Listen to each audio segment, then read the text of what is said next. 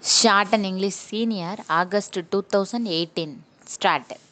Mr. Chairman, sir, at the outset, I thank the honorable members for their kind references to me. So far as the budget proposals are concerned, the main criticism was not with reference to the various items of expenditure, but that there was no need for the taxation proposals.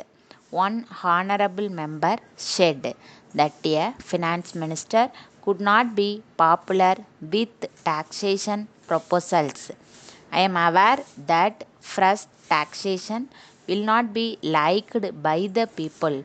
At the same time, it is not as if I don't have the desire to be popular. If I have brought forward taxation proposals, it is not with any sense of pleasure, but I have done it as a matter of fact of duty. It would have been easy for me to carry on the year without any fresh taxation proposals.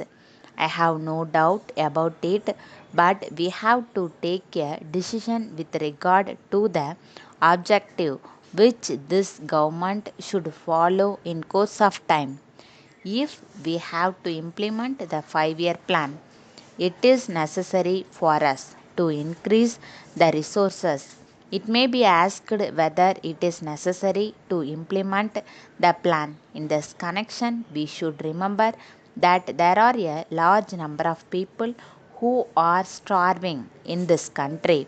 I have no doubt that they have been longing for a long time that their condition should improve. It will not be fair to tell them that it does not matter if they suffer for some more years. I am sure that I should not do so. I must tell them that I am doing my best in the matter and that I am going forward as fast as possible so that their condition may improve to the maximum extent possible under the circumstances. When we come to the conclusion that the government must do their best to raise the standard of living of our people, it is necessary for them to raise revenues as much as possible from those who can afford to pay them. That is why I have come forward with these taxation proposals with a view to seeing that we are in a better position to implement the plan which may raise the standard of living of the people to a great extent.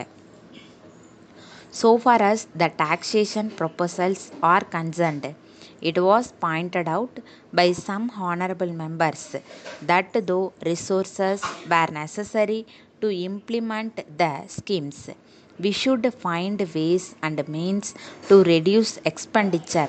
There is no doubt that the plea is put forward on the basis that there is scope for reduction of expenditure. I have examined this question and I have found that it can be done by cutting down salaries or by retrenchment of personnel. As regards cutting down of salaries, I think honorable members are not fully aware of the pattern of government service with regard to pay. It is said that we should cut down the salary of those drawing high salaries, but I would like to point out that most of them belong to all India service and we cannot make any cut in their scale of pay. Then, when we deal with the question of retrenchment, it should be borne in mind that the higher category of officers are very limited in number. It is not as if we have not tried to retrench the personnel. As a matter of fact, I have combined many posters into one post and we have also reduced to the extent possible the number of men required for the administration of our state from time to time. Letter from the manager Varuna and Company, Lucknow, to Messrs. Batmananba and Company, Bhopal. Dear sirs, I may inform you that I brought your letter before the board of directors at their meeting yesterday, but after some discussion, they were obliged to postpone further consideration of the matter until the next meeting of the directors, which will be held towards the end of this month.